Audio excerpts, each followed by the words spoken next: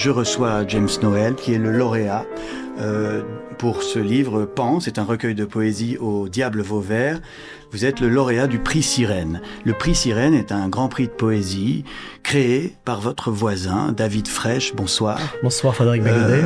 Qu'est-ce qui vous a pris en 2026 de vouloir créer un prix de poésie? Prendre le temps. Oui. Tout va trop vite. Comme vous le savez, il y a plus de 2000 prix de littérature en France. Et d'ailleurs, je pense que c'est quand même une bonne chose de savoir, on parle du pays qui a 400 catégories de fromage, et d'avoir 2000 prix littéraires, je pense que c'est encore mieux. Mais en prix de poésie, il y en avait peu ou pas du tout. Et on avait envie, avec Vanessa Trigano, avec qui j'ai fondé ce prix, on avait envie de créer un espace pour la poésie, de manière assez spontanée. La Pérouse est venue comme une évidence, et c'est comme ça que le prix a été créé de manière assez organique au départ. Oui. Le lauréat l'an dernier, c'était Jean Payrol. Jean Payrol, qui est un auteur très très reconnu, ancien. Il a quel âge? 92 ou 93, oui, voilà. Il a connu Aragon. C'est pas rien. Ah bah oui, mais j'ai reçu Simon Liberati il y a 2 semaines, et qui est le filleul d'Aragon. C'est un ami de son père. Mais bon, pourquoi James Noël cette année? Là, vous faites un pari un peu plus sur l'avenir. Alors, un pari une fois qu'on a vu le lauréat, mais quand on est dans les délibérations, quand on le voit, c'est pas un pari, c'est une évidence. Oui. Et en plus, on a eu vraiment une année avec des textes. Parce que souvent, quand on parle d'un prix de poésie, la première question, mais vous trouvez encore des textes de poésie contemporaine? Et la réponse est oui. Beaucoup. Et de grande qualité. Et c'est vrai que le texte de James Noël, ça a été une évidence pour beaucoup de membres du jury. Je veux pas trahir les délibérations, mais en tout cas, il y a eu un grand entrain, quoi. Ouais, écoutez, les prix littéraires ont une utilité, c'est que James Noël est ici ce soir et on fait connaissance. Je suis enchanté de vous rencontrer et bravo pour ce livre. Alors, première question très bête, pourquoi ce titre Pan? J'ai une hypothèse, parce qu'il y a beaucoup d'armes à feu dans le livre, et Pan, ça sonne comme une arme, comme un pistolet qui tire. Est-ce que je suis à côté de la plaque? Non, vous voyez tout à fait juste, parce que c'était voulu. D'abord de parler de cet oiseau merveilleux, de beauté, un pan. Moi, toute mon enfance, les pans m'ont fasciné. Je voyais ça dans les jardins des prêtres en Haïti, parce que c'est eux qui ont le plus qui ont des grandes cours chez eux, et puis je voyais les pans qui faisaient la roue. Et en plus, un peu plus tard, j'ai fait ce rêve, moi aussi, étrange et pénétrant, comme Verlaine. Et j'ai fait ce rêve pour de vrai. J'ai rêvé d'un pan qui a été assassiné à coups de balai. Et ce rêve m'a hanté pendant plus de 20 ans, sans savoir que ça allait devenir un jour le titre de ce livre. Et aujourd'hui, en Haïti, les gangs ont pris le pays en otage. Ont pris Port-au-Prince surtout, et Port-au-Prince et les environs complètement en otage. Ça tue, ça viole, ça brûle au quotidien. Et récemment, j'ai même perdu un très bon ami, Anastase Vieux, qui a reçu une balle. Il était même pas la cible. C'est ça aujourd'hui la réalité en Haïti. En Haïti. Donc Pan, comme l'oiseau, en même temps qui perd ses plumes en recevant un projectile. Oui. Et vous avez un vers qui dit les pans sont brûlés vifs. Vous avez vu des pans assassinés ou pas Oui, pour moi c'est une métaphore de la beauté, c'est-à-dire quelqu'un, on dit que Monsieur Frédéric Barbédé pavane. Moi, je suis un pan. Moi, je fais la roue. Dans cette émission, je suis payé pour faire la roue.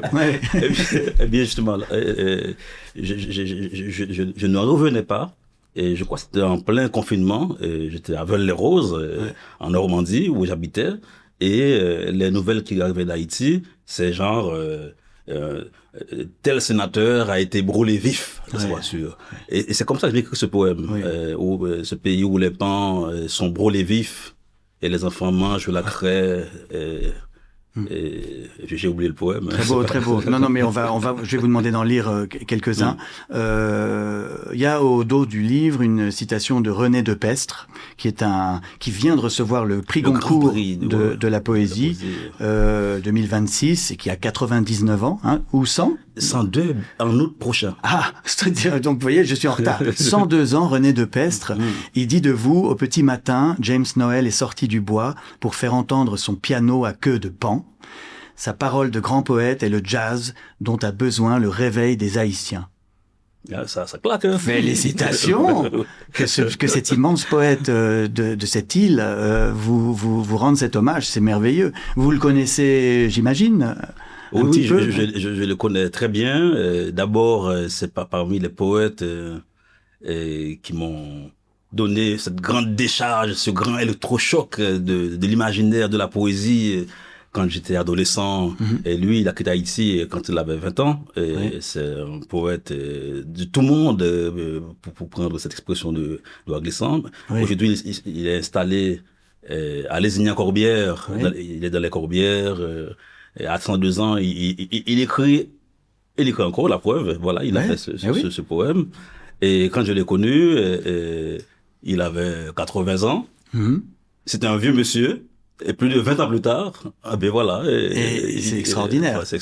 Il est toujours là. Force de la nature, immense poète, immense romancier, penseur, un homme inspirant. Qui est salué par le Goncourt, c'est extraordinaire. Cette année, qu'est-ce que se passe-t-il en Haïti pour que cet endroit, qui est pas si grand que ça, il y a 11 millions d'habitants, il y ait autant de grands écrivains dans cet endroit si petit? C'est extraordinaire. Franck Etienne, Lionel Trouillot, Dany Laferrière, qui est à l'Académie française, à côté d'ici, Louis-Philippe d'Alembert, Mackenzie Orsel. Yannick Lahain, c'est Ketli Mars, tout ça, c'est... Et vous, maintenant? Mais comment expliquez-vous ce mystère? Phénomène, c'est quoi? C'est une terre magique, c'est une terre de malheur qui crée l'inspiration? Je m'interroge. Oui, au fait, quand j'ai eu l'occasion d'élaborer une anthologie de poésie haïtienne contemporaine parue il y a 10 ans chez moi, que j'ai retrouvé, en poche. Et à l'époque, dans ma tête, j'allais faire une anthologie qui rassemble genre 15 poètes vivants. C'est pas rien, 15 poètes vivants. Et plus je me plonge dans le travail, à un moment donné, je commence à compter, et là, il y avait 73 poètes. Et j'ai envoyé la masse de textes à point, c'était une commande. Ils m'ont dit, on n'avait pas prévu ce budget, c'est énorme. Après, je leur ai dit, je les connais bien, je peux discuter avec chaque poète. Si vous voyez qu'il y a un déchet, c'est à vous de d'élaguer, à vous de couper comme vous voulez, comme vous le souhaitez. Et ils ont tout lu, ils m'ont dit, mais c'est absolument extraordinaire. Donc du coup, le livre, justement, existe dans sa dimension, de sa grandeur, tout ça. Et pour essayer, c'est une tentative de réponse. Et moi, quand j'étais jeune, chaque fois j'allais par exemple chez mon professeur de littérature qui était poète près de l'Henriquez, il me disait, James, ici, tu prends tout, hein, c'est-à-dire les CD, parce qu'on n'a pas de médiathèque. Mais finalement, en termes de générosité, il y a des gens qui passent, qui ça circule. Il faut tout prendre ça. Moi, c'est comme ça que j'ai lu, genre, Améris et Péril à l'époque. J'ouvre chez moi, ma mère protestante, j'ouvre ce livre de Marquis de Sade. J'ai eu des moments de grand tremblement comme ça. Ensuite, j'écoutais Ferré tout le temps, mais c'était pas des CD qui m'appartenaient. Arrivé chez Franck Etienne, pareil, qui me dit, tu es trop maigre, viens ici tous les jours, tu utilises mes haltères, moi je ne fais plus de sport. Et puis, chaque fois que je partais, il me donnait au moins 20 livres en cadeau. Et tous les jeunes qui Franck Etienne, vous le connaissiez, qui fréquentent Franck Etienne, ben, c'est pareil. En fait, c'est comme, il y a des personnes comme ça qui sont investies en Haïti. En Haïti, je trouve beaucoup de cas de générosité que je trouve nulle part ailleurs, où on veut vraiment faire cette transmission. Oui, bien sûr. Oui, mais c'est une richesse extraordinaire. Presque gravineuse, quoi. Donc, oui. Alors moi, je disais dans ma question, un cliché, c'est vrai, c'est que c'est quand même une terre assez tragique. D'abord colonisée, puis on fait venir des esclaves, puis cette terre est la première à se libérer par une révolution des esclaves contre le colon. Mais c'est quand même long. Napoléon annule ça. Ils reviennent, les Français reviennent, puis ils repartent. 1804, c'était il y a 222 ans. Depuis 222 ans, Haïti n'est toujours pas un endroit de paix. C'est ça aussi. C'est quand même un endroit qui ne cesse d'aller de violence, en conflit, et sans parler du tremblement de terre de 2010. Vous avez écrit sur le tremblement de terre de 2010. Nous, par exemple, nous n'avons pas vraiment, en tout cas, je trouve que les auteurs haïtiens, les intellectuels haïtiens, nous n'avons pas vraiment cette mémoire de malheur. Et on sait ce qui nous arrive. On sait pourquoi c'est comme ça. Par exemple, c'est comme 1804, Haïti a fait la révolution, c'est-à-dire contre l'armée napoléonienne, en renversant justement la plus grande armée du monde. Nous avons cet orgueil extraordinaire. Mais on paye aussi le prix. On paye le prix de beaucoup de choses. Et puis, il y a aussi beaucoup d'inconséquences chez nous, beaucoup d'irresponsabilité, une espèce de melting pot comme une utopie, un peu. C'est un rêve, cette société. Oui, absolument. Et en même temps, je suis pas en train de faire l'apologie non plus de la souffrance, de la violence. Et je sais pas si je dois dire si c'est malheureux ou si c'est heureux. C'est comme l'a dit Aragon, la souffrance enfante le songe, comme une ruche ses abeilles. L'homme crie où son fer le ronge et sa plaie engendre un soleil plus beau que les anciens mensonges. C'est-à-dire, je ne pense pas que le malheur rende créatif. Mais par contre, quelqu'un qui est dans la création et puis qui adore lire. Je pense que les poètes, les écrivains, ce sont avant tout, en tout cas, ils ont pour mission première comme le dit Frédéric, d'être des bibliovores, de dévorer les livres. et quand il y a cette combinaison-là entre lecture et souci, souci de créer. Moi, je n'écris pas pour être poète. J'écris pas pour avoir le prix Sirène. Pour avoir le prix Sirène, dont je suis très fier. mais par contre, la poésie me sauve du malheur du monde. Vous êtes né en 1978. Jusqu'à présent, oui. Et vous êtes l'auteur d'une quinzaine de livres, des poèmes, mais aussi un roman. Un seul roman, je crois. Un seul roman, en attendant. Voilà, et qui parlait justement de ce tremblement de terre de 2010. Vous étiez présent lorsqu'il y a eu ce séisme. C'est comme si on avait rendez-vous. Je vivais ici à l'époque. En fait, j'ai eu pas mal de mouvements. Et je suis rentré parce que j'allais être papa pour la première fois. Ah, d'accord. Et donc vous êtes rentré en Haïti avant le tremblement de terre. Et 2 mois plus tard, tremblement de terre. J'étais pas du tout un survivant. Et j'étais pas mort non plus. Ne vous inquiétez pas. Mais il y a 300 000 morts et 300 000 blessés. Là où j'étais, ça a tremblé fortement. Après, j'en parlais plus parce que à quelques kilomètres plus loin, c'était l'hécatombe. J'ai perdu beaucoup d'amis. Bon, c'est pour ça que j'ai écrit ce roman. Belle merveille. Alors, pardon, je replonge dans le cliché, mais est-ce que vous pensez, comme on l'entend beaucoup, qu'aujourd'hui c'est le pays le plus dangereux au monde? On dit beaucoup ça d'Haïti. Avec les gangs. Et qui ont un peu pris en otage, comme vous le disiez, la population. Oui, le plus dangereux. Le problème, c'est que il y avait déjà cette surenchère. Et depuis que je suis né, j'entends ça. Et c'est aussi un malheur pour nous parce que aujourd'hui, c'est peut-être vrai, sauf que on l'a toujours dit. Donc peut-être que les gens qui disaient ça se sont pris eux-mêmes dans leur propre piège. Et il y a maintenant, par exemple, ce qui se passe en Ukraine. Oui. Ce qui se passe en Iran, ce qui se passe en Palestine, oui. et il y a donc du coup, je n'utiliserai pas le superlatif de notre cas. On va essayer de notre souffrance de rester modeste. C'est très bien. Mais vous avez vous retournez fréquemment en Haïti. Même si vous êtes aujourd'hui basé à Berlin, quand vous y allez, vous voyez une différence avec ces gangs. Comment ça se traduit? On vous arrête, on arrête votre voiture. Vous voyez des gens armés dans les rues. Je suis allé là par exemple en fin décembre, janvier. Je suis allé à Hinche, ma ville natale, pour voir ma mère, où je ne voyais rien de bizarre, et ça m'encourage encore à y retourner bientôt. Et en janvier dernier, de l'année dernière, je suis allé à Port-au-Prince, et là, ça chauffe, vraiment. Tu te promènes, tu entends des balles.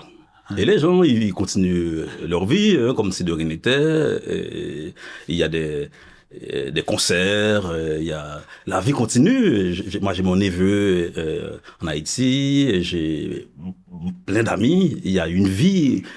En fait, j'avais vraiment envie de rester. Mes obligations en France, à Berlin, en Allemagne, en tout cas, m'obligent à rentrer. Mais à chaque fois, je viens en Haïti, malgré les détonations, le drame, malgré la difficulté, malgré les dangers. Mais il y a eu un débordement de vie aujourd'hui encore qui attire. Pour qu'on ait une idée de votre forme, il faut que vous choisissiez un poème. Alors, lequel allez-vous nous lire? Je vais vous lire Spécimen. Ah.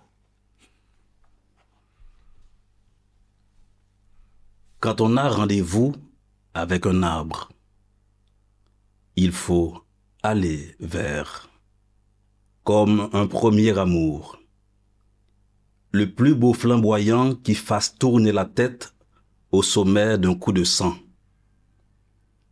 Quand on a rendez-vous avec un arbre, il faut marcher vers, prendre son pouls, casser en soi les bruits de fond et toutes les flûtes internes.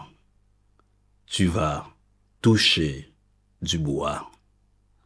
L'arbre est une espèce d'espoir qui prend le futur par la racine. Merci beaucoup, merci beaucoup. Alors quand vous lisez ça, vous êtes chez la Pérouse, là, au bar, et ça vous transporte, David Fresh. Ça nous transporte. Et non, mais c'est ce que je vous disais tout à l'heure, c'est... alors, on le lit pas vraiment, on en discute chez la Pérouse, oui, mais l'image est vraie aussi, parce que en fait, c'est un texte... Franchement, vous l'ouvrez à n'importe quelle page, ça vous fait ça.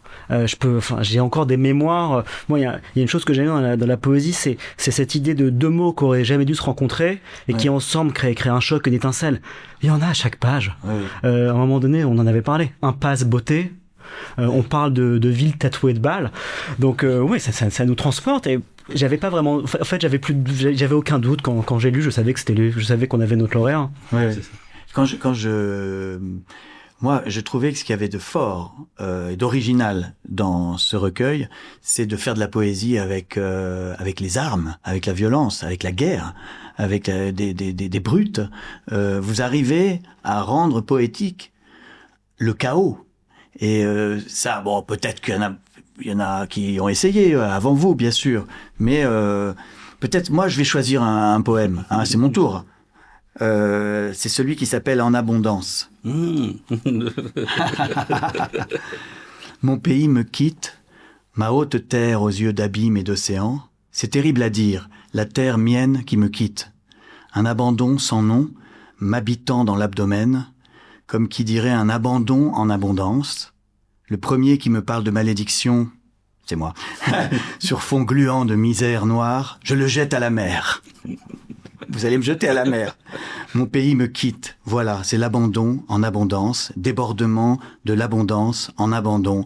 Je suis riche de plein de chagrin.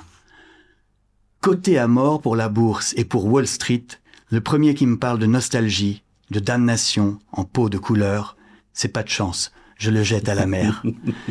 Donc, vous voyez, moi, ce que je trouve intéressant, par exemple, c'est pourquoi il y a Wall Street au milieu, quoi. Ah. Vous mettez des choses dans la poésie qu'on n'y met pas d'habitude.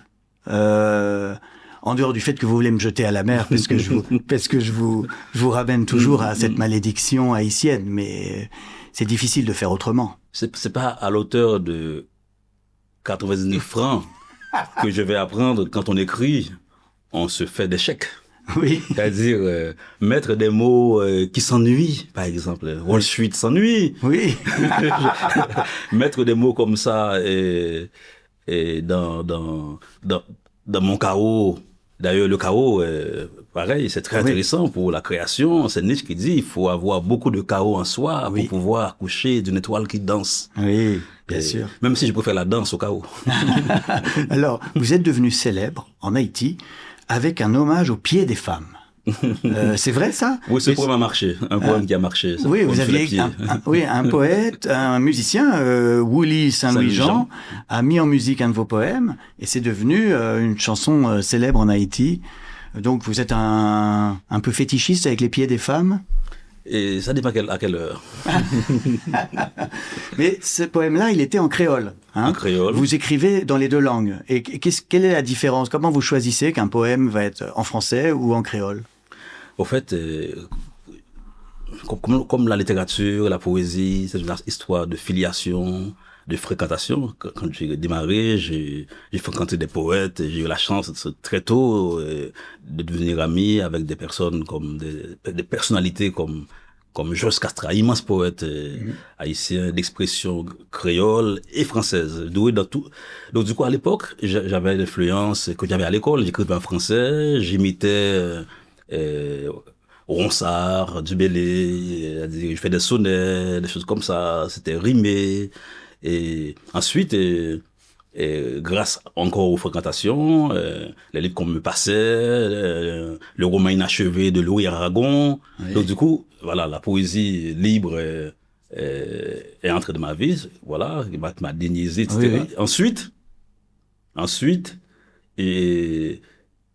le seul livre en créole qu'on avait à la maison, c'était la Bible. Il y avait la Bible en français, il y a une traduction importante de la Bible en créole. Donc du coup, même si le créole, c'est ma langue maternelle, mais pas écrit, par exemple en classe, j'avais pas du tout accès au créole parce que le créole était interdit en classe.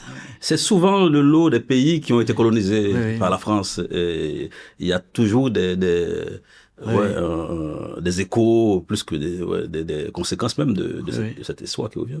Donc du coup, donc l'écrit c'était en français et l'oral en créole. Oui, quand j'ai commencé à lire des poètes comme Félix Maurice Leroy, grand poète haïtien dans les deux langues, donc Franck Etienne, Georges Castra et Evelyne Trouillot un peu. Ouais. Donc du coup, c'est là, par exemple, que j'ai appris à écrire en créole. C'était ma langue maternelle. Ouais. Et en commençant à écrire en créole, je constate que ce que j'écrivais avant en français, c'était du pipi de chat. Et donc, du coup, en fait, c'est juste le rapport par rapport à ma langue maternelle. Je me dis, tiens, c'est comme la naissance du sens critique est arrivée. D'accord. Là. Oui. Et à partir de ce moment-là, je considère mes deux mains, la main gauche et la main droite, comme deux serpents finalement qui arrivent à s'apprivoiser. Donc pour moi, ces deux langues dans ma chair, ça fait l'amour. Vous êtes aussi un pyromane. Hein, vous avez. N'ayez pas peur. C'est mieux. Je montre ici un album que vous avez fait de vos textes avec Guillaume Asbrook en toute pyromanie. Ce sont des textes de votre recueil, Le Pyromane adolescent. Qu'est-ce que vous avez avec le feu? Qu'est-ce qui vous plaît tant dans cet élément? Bon, j'avais ce vice dangereux, adolescent, de vouloir mettre le feu partout. Et je suis jamais passé à l'acte.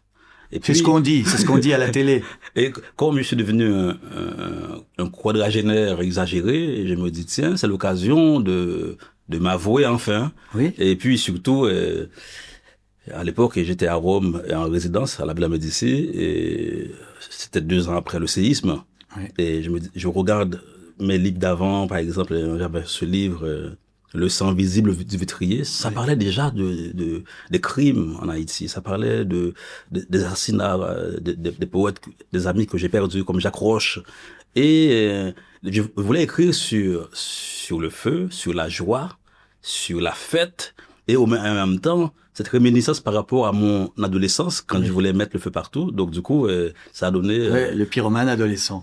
Et quand vous écrivez des paroles de chansons, moi, ça me frappe parce que je me dis qu'aujourd'hui, les poètes d'aujourd'hui, c'est peut-être aussi les paroliers des chansons. Je veux dire, peut-être que Gainsbourg, Souchon, des gens comme ça, ce sont des grands poètes. Oui, oui. Et vous partagez entre les deux.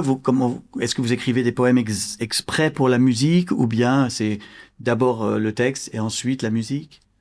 Et au fait, la musique est vraiment venue après. Ouais. Parce que je collabore beaucoup avec des musiciens et puis j'adore ça. Mais en termes de musicalité, justement, ça c'est quelque chose que j'ai appris grâce à quelqu'un comme Verlaine que j'ai cité tout à l'heure. Oui. Et j'étais fasciné, jeune lecteur, de découvrir que sans instrument, on peut danser. Oui, oui. Juste en lisant un poème, pendant qu'on peut observer un grand silence. La poésie a tout ça. Il y a tout. Le cosmos est convoqué, et en même temps, il y a des poètes qui font de la musique. Tu peux ne pas avoir quelque chose à dire, et en même temps, produire de la beauté. Ça me fascinait. Aragon, pour ça aussi, me fascinait. Bien sûr. Donc, du coup, c'est resté dans ma vie, cette musicalité que je ne cherche plus vraiment. Oui, oui. Alors c'est intéressant parce que je montre, il y a des poèmes comme ça, très simples, ce sont des vers libres, non rimés, mais il y a quand même des assonances tout le temps, quoi. Vous jouez avec évidemment, avec la sonorité des mots, mais à la fin, il y a ce qui s'appelle Pandémonium, une partie où là, ça bascule dans le gros délire. Alors regardez la typographie de Pandémonium, et puis après, wow, on devient, non, là, excusez-moi, mais ça c'est écrit en état normal? Paranormal. Et c'était pourquoi? C'est-à-dire que le livre est construit d'une façon. Voilà, on commence dans la simplicité et on va vers le plus de force, d'énergie ou de délire vers la fin. C'est évidemment voulu, mais pourquoi? Au fait, ce livre a une histoire. Et quand je suis arrivé à Veules-les-Roses, au fait, c'était en pleine promotion de mon roman Belle Merveille. Et le temps s'arrêtait parce que c'est un village en bord de mer, tranquille. Et puis, en même temps, Haïti se préparait vraiment à basculer dans cette horreur qui a pris qui s'est augmentée de cran.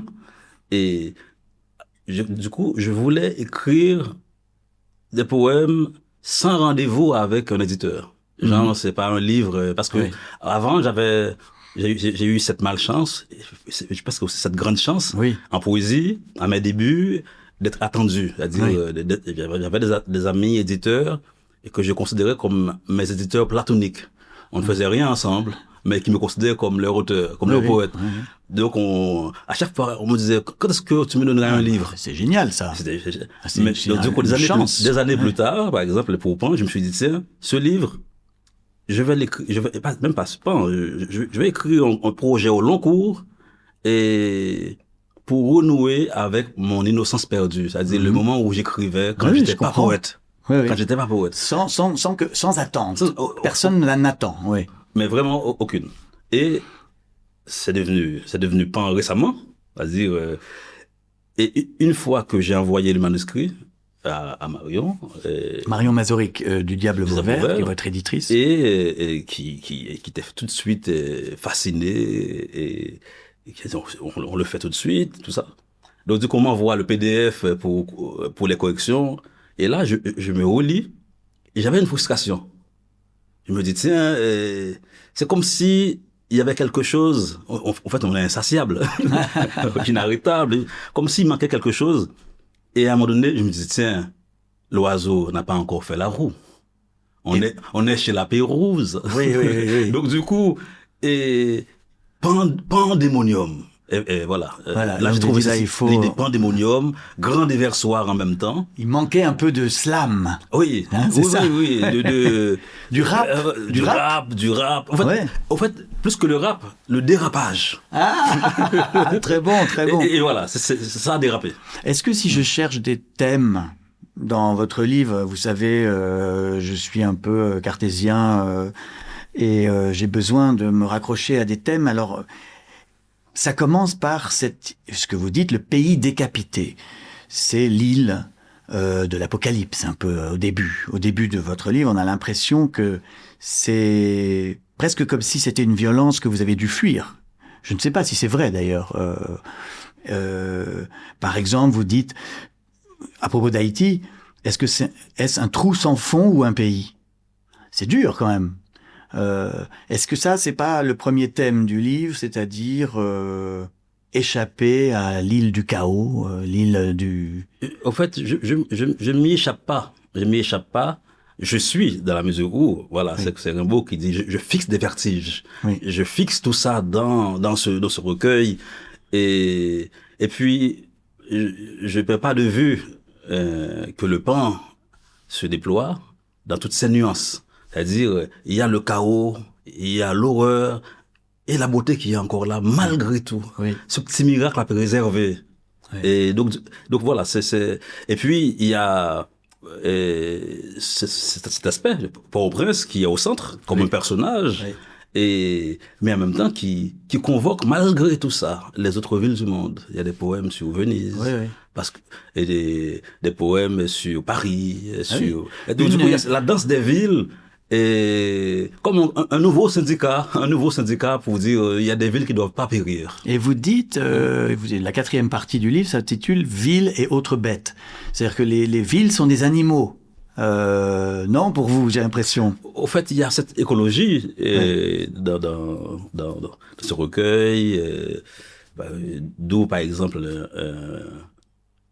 ma lecture tout à l'heure sur quand on a rendez-vous avec un arbre, il y a beaucoup d'apologie par rapport à l'arbre, par rapport à la forêt, et contre l'IA, par exemple, contre Elon Musk, contre la vitesse vertigineuse. Et, au fait, il y a beaucoup de choses comme ça. Oui, c'est vrai.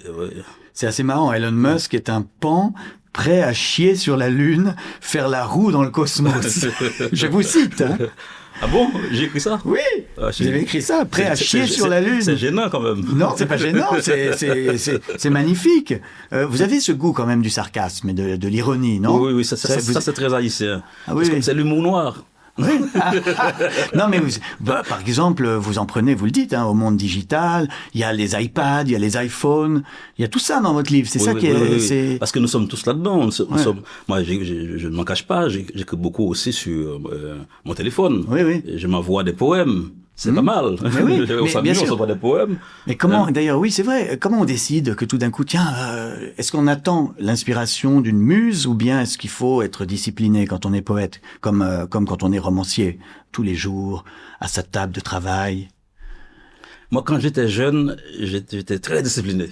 Quand je voulais devenir poète, écrivain, quand je voulais réussir ma vie, je me réveillais, je me mettais carrément un costume comme aujourd'hui. Bien sûr. Je mettais un costume et pour écrire des poèmes, c'est-à-dire une façon de me déshabiller, d'où le costume. Et comme ça a duré longtemps, genre à mon avis, il y a cette discipline qui est un peu intégrée. Aujourd'hui, par exemple, je dors, je fais la grasse matinée, c'est un luxe, et avec mes brouillons. Et une fois que, dans ma superstition de poète, d'écrivain, que je sens qu'il y a un livre qui n'est peut-être pas loin, là, j'attrape la bête. Ouais. Et là, par exemple, c'est des nuits blanches. Ouais. Là, tu deviens insupportable s'il y a quelqu'un à côté de toi. Oui, d'accord. Un autre thème que j'ai trouvé, c'est le regret de cette terre. On parle à votre propos c'est De Pestre qui parle de jazz, un jazz nostalgique un peu. Vous dites à un moment, mon pays me quitte, c'est le poème que j'ai lu.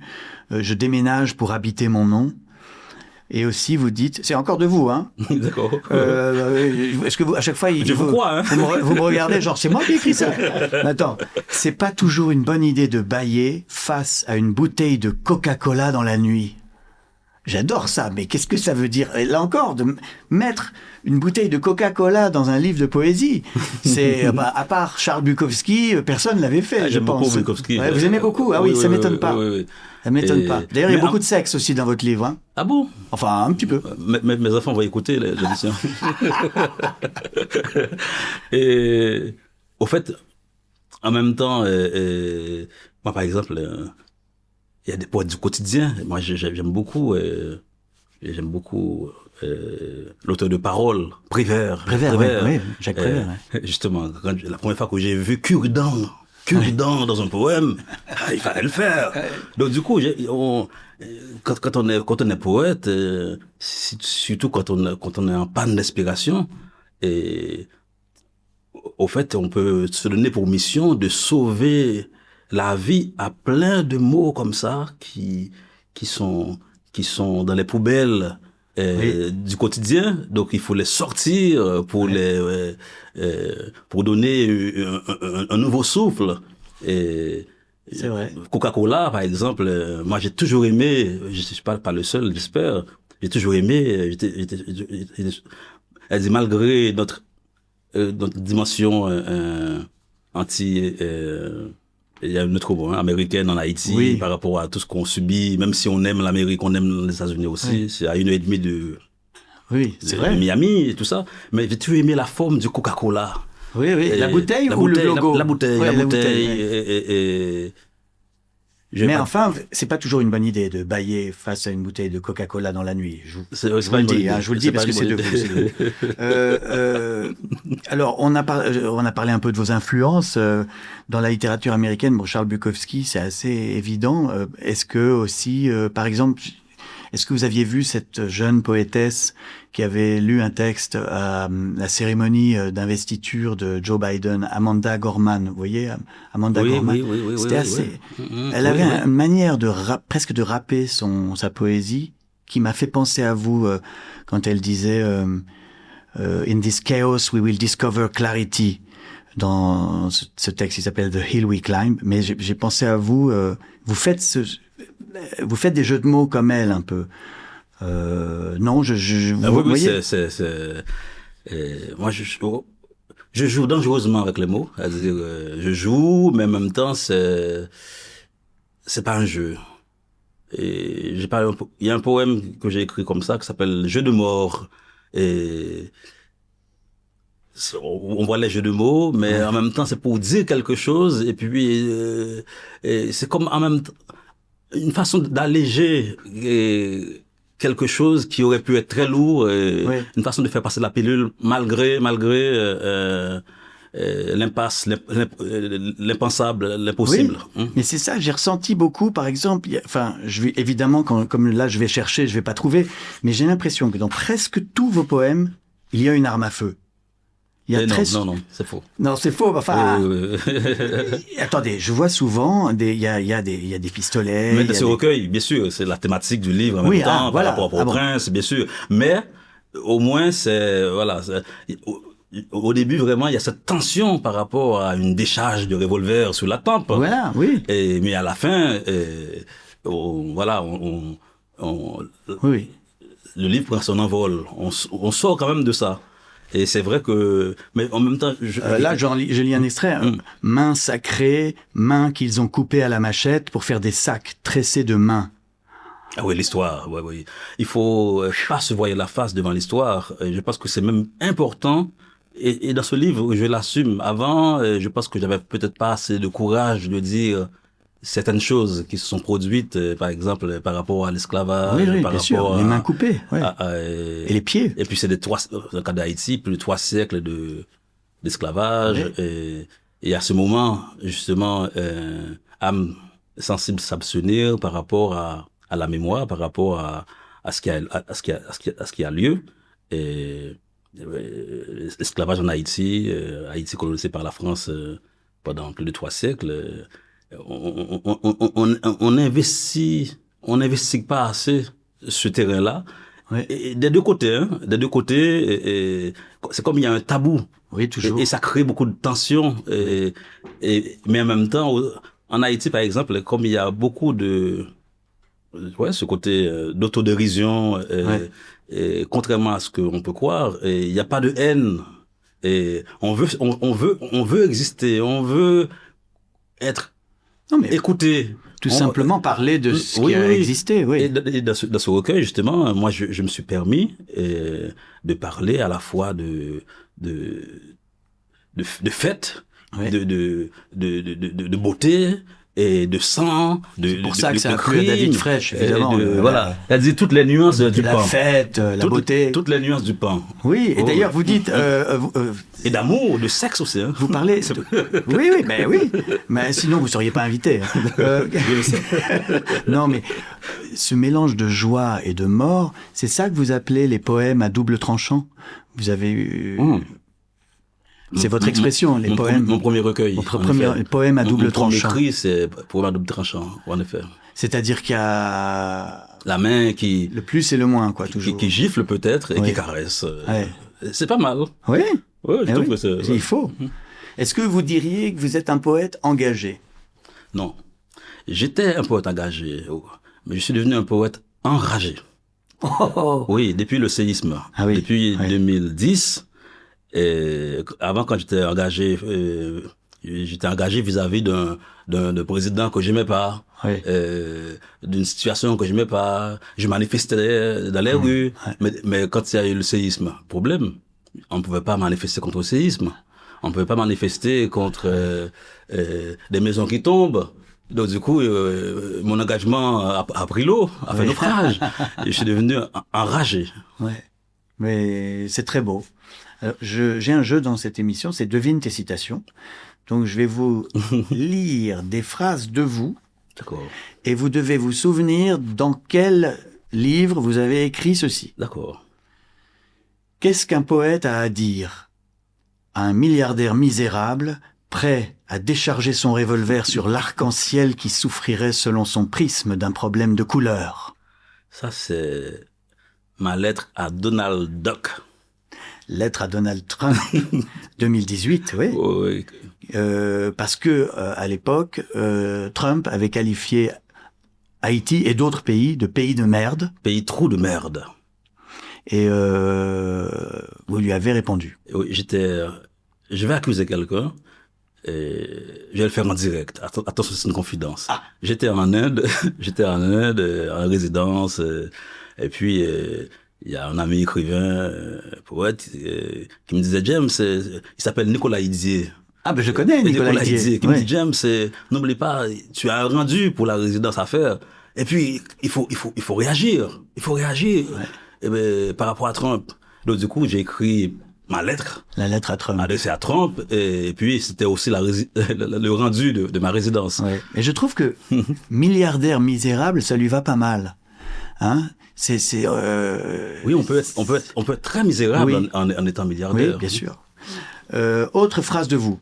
Où avez-vous écrit ceci? Je compte des poèmes d'une main et des cadavres de l'autre. Dans Pan. C'est dans Pan, exactement. Il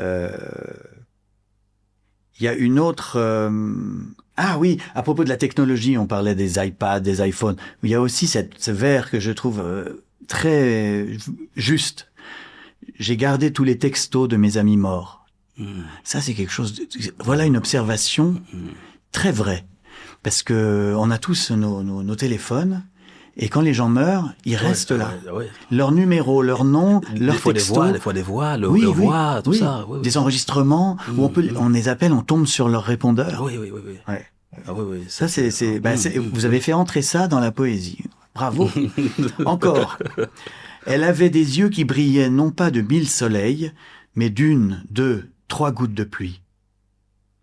Ça, c'est... Melania Trump. C'est pas Mélania.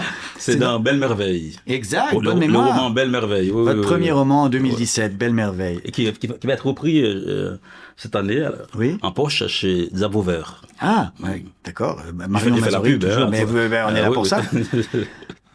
Alors, une autre phrase, mais là, ça va être facile à trouver. La pyromanie est en vérité la dernière planche de salut de la chaleur humaine. Intéressant. C'est de qui ça? C'est de vous. Ah bon? Ah ouais, ça c'est... Mais c'est dans quel Mais c'est livre? pas mal du tout, c'est pas mal du tout. C'est pas mal? Pas mal du tout. Ouais. Eh ben, c'est dans le pyromane adolescent. Vous voulez plus jouer? C'était en 2015. Diriez-vous que vous êtes, dit Rimbaud, un voleur de feu?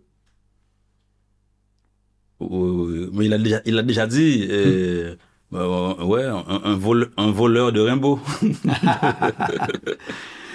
Autre phrase. Où avez-vous écrit ceci? Tout poème est une longue mise en situation d'émeute. Et je crois que c'est dans Des points chauffés à blanc. Il est fort. Il est fort. 2010. J'en ai une dernière. Oh, mais là, c'est facile. Le vitrier est pourvoyeur Oui, de vérités brisées. Le sang visible du vitrier. Le sang visible du vitrier. Expliquez quand même cette métaphore du vitrier. C'est le pourvoyeur de vérités brisées. C'est quoi, hein? C'est un type qui transporte quelque chose de fragile, qui Ouais, coupe. Merci de le dire comme ça parce que tout de suite, moi, ça renvoie comme à une image du poète. Un type Oui. qui transporte des vérités fragiles. Des vérités fragiles et qui blessent. Qui blessent, Ouais. ouais. Et bon, quand j'ai écrit Le sang visible du vitrier, justement, c'était dans un contexte très particulier, en 2004, date qui marquait justement les 200 ans de la Révolution haïtienne. Oui. Et 1804. et comme la fête a été avortée, cassée, tout ça, et il y avait une nouvelle forme de sécurité qui n'a rien à voir avec ce qu'on connaît aujourd'hui. Hein. Donc du coup, c'est là, par exemple, que je me suis mis à écrire Le sang visible du vitrier, parce que je perdais des amis qui étaient tués par balle, tout ça. Et à l'époque, je voulais plus être poète. Donc du coup, j'écrivais sans artifice, sans métaphore, c'était un peu déchargé. Par exemple, ce poème, je suis celui qui se lave les mains avant d'écrire. Ne me demande pas comment je m'appelle, je n'ai pas de nom, je viens de là, de ce non-lieu qui cherche l'une pour s'exorciser de son point d'ombre. Un nom d'auteur me fait bien mal, parce que poète, ça m'est égal. Ni tapis rouge ne saura rendre la justesse du sang qui me fait passer pour un vitrier qui vaut sa mort. Je suis saigné, donc je me lave. Voilà mon nom qui vient de là. Merci, James. On passe au conseil de lecture, parce que vous êtes un grand lecteur. Et j'aimerais avoir vos lumières et vos goûts. Un livre qui vous donne envie de pleurer. Un livre qui me donne envie de pleurer. Et Romain Gary, dans la vie devant soi. Ah oui, oui, oui. Qui était d'ailleurs écrit sous pseudonyme, hein, qui était au départ La vie devant soi, c'est Émile Ajar, oui. Oui. Un livre pour arrêter de pleurer. Vers cassé d'Alain Mabankou. Ah oui, c'est vrai qu'il est drôle. Extrêmement drôle. Oui, et puis, cette phrasée inarrêtable avec beaucoup de références. Et puis, c'est d'une fluidité extraordinaire. J'en profite pour dire, s'il nous regarde Alain Mabankou, de venir ici chez La Pérouse, ça se ferait très plaisir de le recevoir. En plus, Verre cassé, ça n'arrête pas de picoler. Hein. Ça n'arrête pas. Ça n'arrête pas. C'est le surnom d'un client d'un bar, Verre cassé. On l'appelle Verre cassé parce qu'il est là tous les soirs. Et puis, c'est une grande conversation aussi avec tous les auteurs, parce qu'il cite beaucoup les autres, et puis il y a la moustache de notre chansonnier de Brassens, la moustache de Brassens partout, l'homme à la moustache. Ah oui. Donc du coup, il y a vraiment beaucoup de références, de clins d'œil à d'autres voix. Un livre pour crâner dans la rue, à Port-au-Prince ou à Berlin? Un livre pour crâner dans la rue, je dirais L'espace d'un ciment de Jacques-Stéphane Alexis. Ah, je connais pas ça. Un monument littéraire qui se passe dans un bordel. Ah, ça m'intéresse. On sait qu'ici c'est un ancien bordel un peu. Hein. Ah oui, oui. Et publié chez Gallimard. Oui. Très grand auteur. Ah oui, très grand auteur. Mais alors, dans la rue, vous allez comme ça, vous pavanez comme un pan. Ah oui, avec D'ailleurs, en Haïti, ça se fait. Beaucoup de jeunes, c'est comme pour rehausser sa tenue. Mais c'est extraordinaire. D'avoir un livre sur le bras. Ah oui, mais voilà, mais c'est ça. C'est pour ça que cet endroit est unique au monde. C'est magique. Parce que à Paris, malheureusement, ça fait longtemps que plus personne ne crâne avec un bouquin. Et c'est ça le drame. Un livre qui rend intelligent. Ecce Homo de Nietzsche. Et, quand j'ai lu ce livre, j'ai senti des synapses de ma tête. C'est comme si, enfin, je commençais à être réveillé. Oui, c'est vrai. En plus, à la fin, il parle des pieds. Et là, je me suis dit, ah ouais, en plus, il aime les pieds comme ça, il parle des pieds. On revient au début de la carrière de James Noël. Et le thème central. Voilà, bien sûr. Ensuite, je pense aussi au livre de L'intranquillité de Pessoa. Ah, de Pessoa, oui. C'est pareil, j'avais la même sensation. C'est extraordinaire. Mais il y en a d'autres comme ça. Oui, c'est extraordinaire. Oui, en fait, c'est des livres, on a l'impression de rencontrer un frère, quoi. Oui. Un livre pour séduire. Ah. Un livre pour séduire. Une berlinoise. Une chambre à soi. De Virginia Woolf. Ça, c'est du faillotage. C'est du faillotage de féministe, quoi. Mais c'est bien. Déjà, une féministe qui te voit avec ce livre, elle a attiré par toi, pour commencer. Et puis, il y a le mot chambre, qui propose beaucoup de choses. Oh la vache, il a réfléchi. Non, mais c'est pas con. Ah non, ouais. Tu te balades avec une chambre à soi. Ça veut dire que t'es un mec déconstruit, woke, détendu. Voilà. Et puis en même temps tolérant. C'est très important aujourd'hui. Mais oui, c'est très bien. Aujourd'hui, c'est un très bon livre. Par ailleurs, c'est un très bon livre. C'est une conférence qu'elle a donnée dans une université et puis qui est devenu, le texte est devenu un livre. Et chaque fois j'ouvre ce livre, je suis dans la chambre de Virginia Woolf. Ah, mais oui, c'est merveilleux. Un livre que je regrette d'avoir lu. Légende de Boilem Sansal. Oh, mais il n'est pas encore sorti. Quelle malhonnêteté, franchement. Mais non, je suis sûr que ça va être très bien en plus. Moi, j'ai hâte de le lire. Mais c'est très drôle comme réponse. Un livre que je fais semblant d'avoir fini. L'homme sans qualité. De Musil. Mais Musil ne l'a pas fini non plus d'ailleurs. Tellement il trouvait ça ennuyeux. Le livre que j'aurais aimé écrire. Le livre que j'aurais aimé écrire. C'est de Jacques Roumain, Gouverneur de la Rosée. Gouverneur de la Rosée, immense roman haïtien, et qui est une œuvre posthume d'un poète, d'un penseur extraordinaire, qui est Jacques Roumain, et ça se passe dans un village, et l'histoire d'un couple, et Manuel et Anaïs, et Manuel qui rentre d'exil, de son exil à Cuba, et pour sauver ce village qui est ravagé par la sécheresse.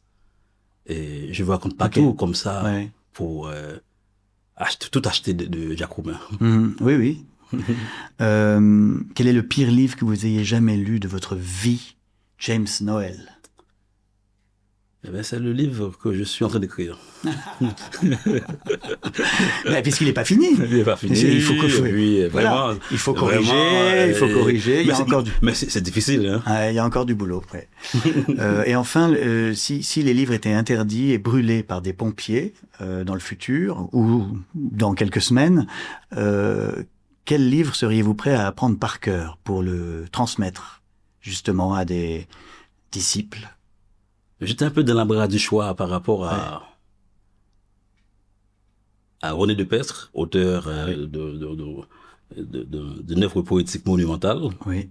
Et et puis romancier, et qui a écrit ce recueil de nouvelles extraordinaire qui est Alléluia pour une femme jardin. Ah, Alléluia pour une femme jardin. c'est très beau. Et puis aussi, après, il y avait aussi Aimé Césaire Ouais. par rapport au cahier de retour au pays natal. Ah oui, Voilà. ouais. Et que je connais. Presque je, par cœur. je commence à apprendre pas mal de Ah oui? passages par cœur au cas où. D'accord, oui, bah oui, Oui. exactement. Et De Pestre avait reçu le prix Renaudot en 88 pour un livre qui s'appelait Adriana Dans tous mes rêves. Dans tous mes rêves. Ah oui, c'est oui, oui. magnifique titre. Magnifique titre. Ah oui. Il a David, aussi- oui, Ouais. pardon. David Fresh publie un roman à la rentrée. Vous savez ça? David Fresh. David Fresh, ici présent, publie un roman à la prochaine rentrée en septembre 2026. Donc, on aura l'occasion peut-être de se revoir pour en parler. Avec un immense plaisir. Parlez-moi un peu, donnez-nous comme ça un vague aperçu. Un mot, Oui. beauté. C'est un livre sur la beauté.